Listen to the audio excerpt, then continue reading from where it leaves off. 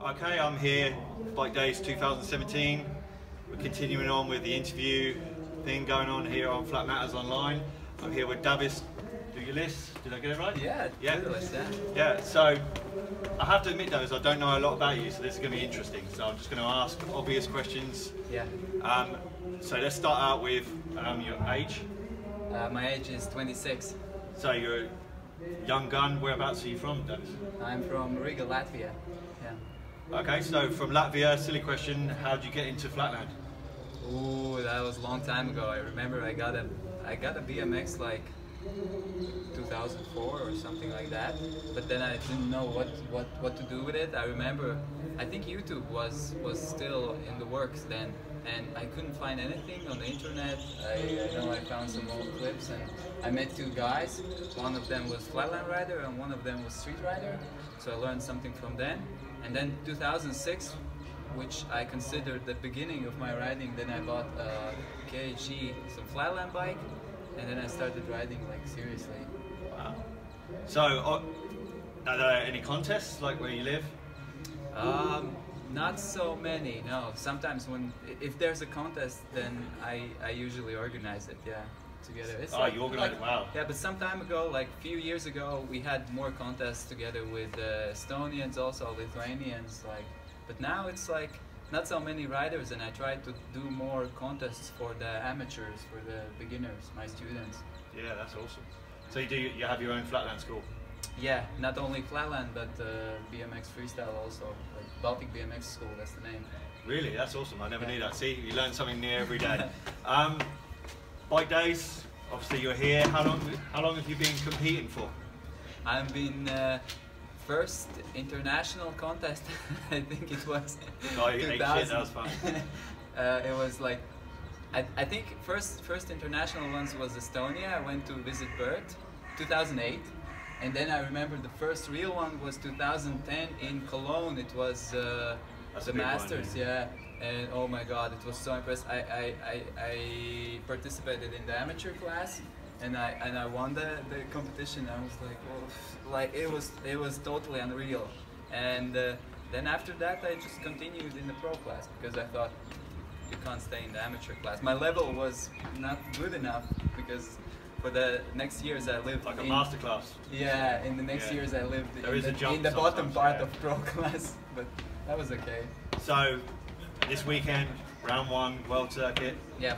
I guess like I asked everybody, what are your aspirations for the weekend, and what kind of contest preparation do you do leading up to an event like this? My goal is to get in the finals, of course. It's like top 10 would be nice. And preparations, somehow lately I've been doing more preparations. I understand the system that works for me, and it's like I start with the combos, like I put them in parts, just tricks, and so I do like, I don't know, like 20 times one trick, 20 times next trick. So I put the combo together. Then when after some month or so, then I start to do combos, like 20 times that combo, 20 times that, and that, wow, and that. 20 times, that's a lot. It's like it gets boring. And then when I get closer to the contest, like last 2 weeks, I start to do like how many combos I can do out of 10 tries and stuff like that. Then I repeat all the contest round. And sometimes, man, it gets boring. Sometimes it's like I get in this dialing system, so yeah, new tricks somehow come hard, and I really want to, when I get back home, I want to start working on an edit and make some new tricks. I actually found in the past, from my own personal experience, if you're consistent, it's easier to progress. If that makes sense, because you have a solid base of tricks. Yeah, basic, yeah. And it doesn't take you 3 hours to pull the trick.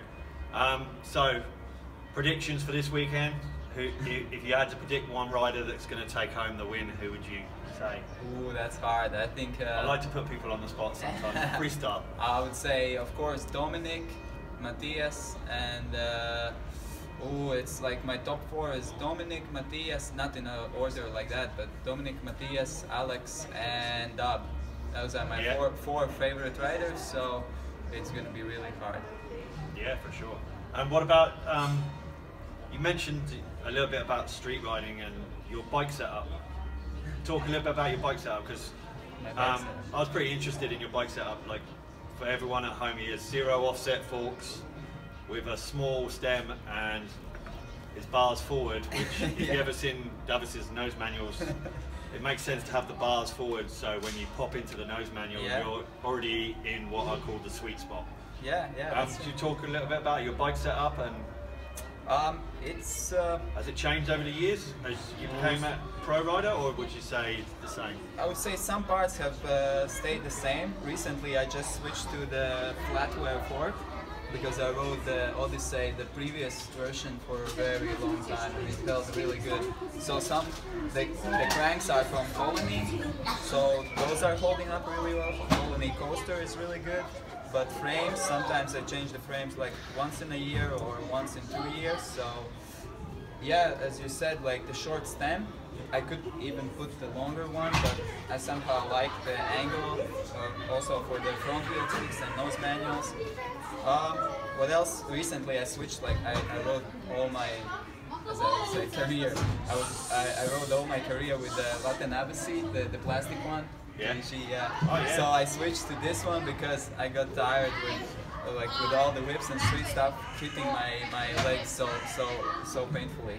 So I switched to the soft stuff, and maybe it's a bit hard to get used to the back end to grab it, but otherwise I really love it.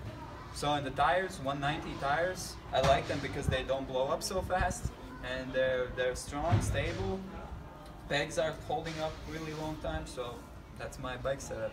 But I have another bike for street riding. So. Oh, you do? Okay. Yeah. You missed. Okay, that's my next question gone, so I'll think of another one now.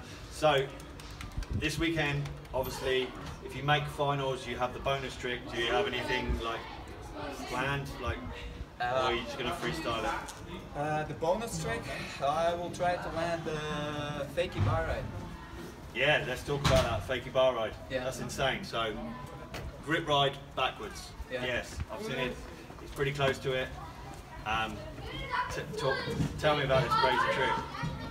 It's like, well, once you get the bar rides dialed, then you feel like really comfortable. But I remember when I first tried them, it was a long time ago, like 3 years ago. I tried them. It was so scary to jump in there from fakie because one wrong move with the bars or with your balance point, then you just go wrong. So I think it requires some balls in the beginning, but after that it's like super precision trick. Yeah, that's insane. Okay, so last question. So if you've got any advice, you do a BMX school yourself, same as me. Yeah. Any advice for any beginners that, or maybe an expert rider that's looking at entering a competition, is sat at home watching this on flat matters and thinks, I don't think I'm ready to enter the competition, or you know, are doubting themselves? What would you say to those people at home? I would say first think about what you're going to show at the competition.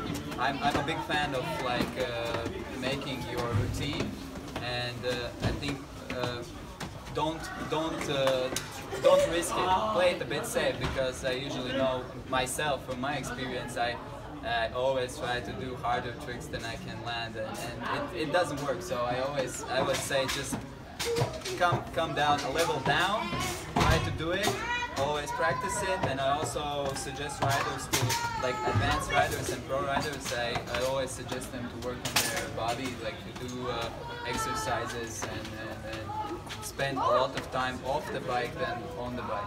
That's awesome. Good luck for the competition, Dennis. Thanks for the time. Thank you, Bert, for filming.